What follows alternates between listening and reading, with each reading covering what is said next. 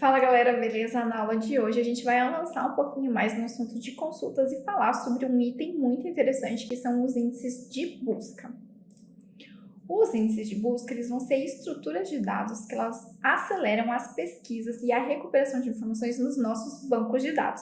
Eles podem ser criados em uma coluna ou em várias colunas e eles permitem um acesso mais rápido a esses dados, tá?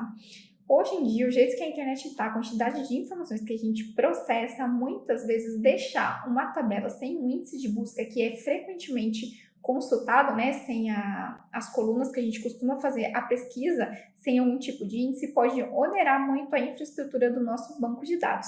Então, quando a gente está desenvolvendo as nossas consultas e modelando os nossos bancos, é importante a gente já pensar qual tipo de informação a gente vai utilizar para fazer as nossas consultas e quais tipos de informação a gente vai recuperar e já pensar no tipo de índice que a gente poderia colocar lá.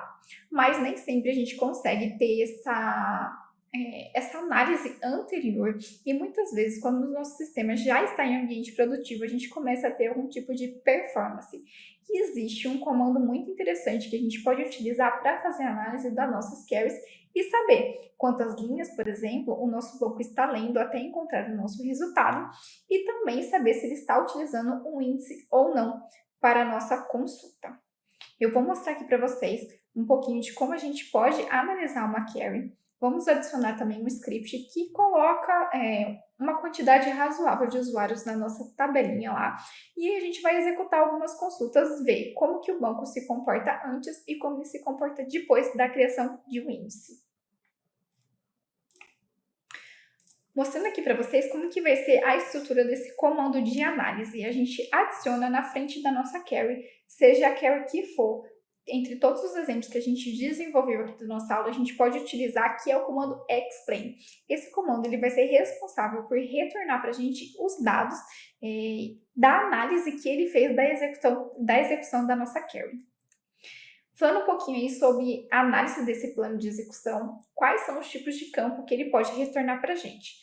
O tipo de select, por exemplo, se ele é um simples, se ele é uma subconsulta, se ele tem join, quais são as tabelas ou a tabela que foi realizada essa consulta, o tipo de tabela, que é, por exemplo, para saber se ela consultou a tabela inteira ou se ele utilizou alguma estrutura de índice para retornar aqui da nossa informação, as possíveis chaves ou índices que ele poderia ter utilizado nessa query, referências de colunas e constantes, entre outras, e uma informação muito importante que geralmente eu, quando vou fazer a análise de alguma das minhas queries, que é a informação de rows, que basicamente diz quantas linhas o meu banco precisou processar, ou seja, ele precisou olhar todas aquelas linhas para achar o meu resultado.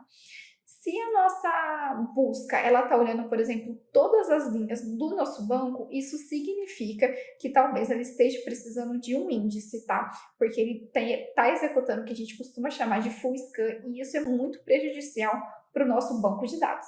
É claro que não é todas as consultas que a gente vai adicionar o índice, cabe o bom senso de saber quantas vezes ela é executada e principalmente qual é a massa, né? Qual é a quantidade de dados que a gente tem naquela tabela. Agora vamos lá executar o nosso exemplo. Aqui no nosso PHP eu já executei um script no qual eu adicionei novos 30 usuários aqui na nossa tabela. Esse comando vai estar nos nossos scripts, fiquem tranquilos. E agora aqui a gente vai executar uma consultinha dentro aqui das nossas tabelas de usuários utilizando o nosso comandinho de explain.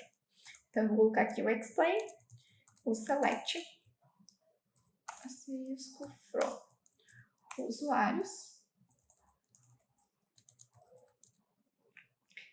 E aí, vamos supor aqui que eu quero pesquisar todos os usuários que têm o e-mail João Silva, por exemplo.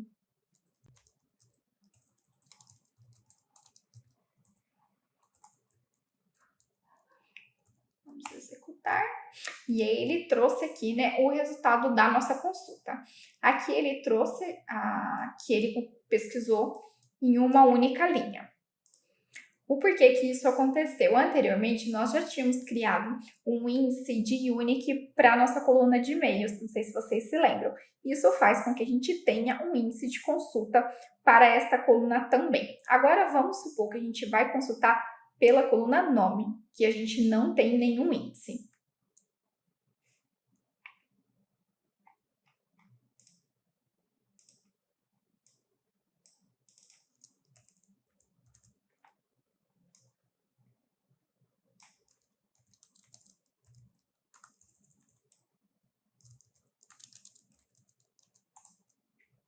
Vamos executar aqui, a gente pode ver que ele leu, né, 34 linhas. E isso, se a gente tivesse um banco, por exemplo, com 1 milhão de dados, não seria talvez muito interessante. Vamos então agora criar um índice nessa coluna de nome e demonstrar como que ficaria o plano de execução da nossa query depois disso. Para isso, a gente vai fazer a seguinte execução. A gente vai colocar um create index. E aí a gente pode dar um nome para ele. Aqui eu vou dar idx nome. Esse é um padrão que quase todos os projetos que eu trabalhei, a gente colocava o idx para identificar um índice. Isso não me parece ser uma regra, mas é muito normal nos projetos você manter sempre o mesmo padrão para ficar fácil que os programadores identifiquem ali os índices das tabelas, tá? Então, se vocês quiserem utilizar esse padrão também, eu acho muito interessante, porém, não é regra. Vou colocar aqui o nome da nossa tabela e qual que é a coluna que eu desejo executá-la. Agora vamos executar a criação desse índice. Ele não retornou nenhum tipo de erro. E agora vamos executar novamente aquela nossa consulta pelo nome e ver o plano. Aqui a gente pode ver que ele leu apenas 2 linhas, provavelmente porque a gente tem mais de um João aqui no nosso banco. Vamos ver. Vou tirar o explain. Então, a gente pode ver que a gente tem 2 João inseridos e por isso que ele leu apenas 2 linhas. Porque ao invés dele consultar essa informação diretamente na nossa tabela, ele utilizou uma estrutura de índice para buscar essa informação.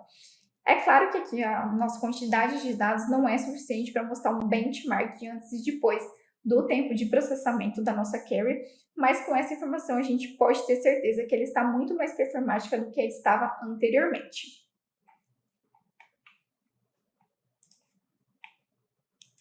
Então, aqui a gente tem a estrutura, né, do nosso comando de criação de um índice. Então, é o create index, a gente coloca um nome para ele, ou a tabela, e a coluna ou colunas. A gente pode também ter índices compostos de busca, tá? Os nossos scripts produzidos também vão estar lá no nosso GitHub. E, além disso, eu coloquei aqui um link muito útil para vocês sobre índice. O assunto índice ele é um assunto muito extenso e complexo, que não cabe no nosso curso introdutório entrar tão profundamente, até porque ele causaria muitas dúvidas e eu acredito que esse não seja o momento. Mas acreditem, ele é extremamente importante no dia a dia de um programador. Todo programador precisa entender o conceito de índice e saber como analisar uma query para saber se ela precisa ter um índice, assim como adicioná-lo na tabela.